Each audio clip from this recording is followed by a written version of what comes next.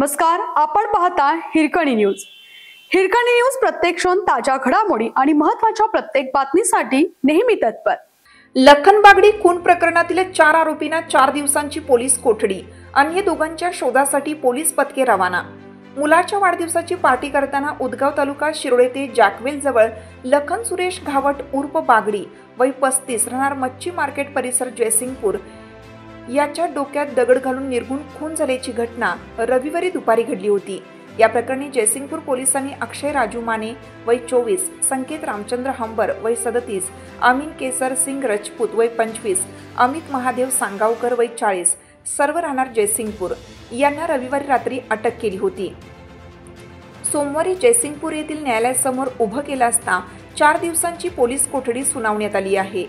या खून प्रकरणात प्रथमेश उर्फ गोट्या हनुमंत पवार व अरविंद माळी दोघे राहणार जयसिंगपूर हे दोघे अद्याप फरार असून जयसिंगपूर पोलीस या दोघांचा शोध घेत आहेत।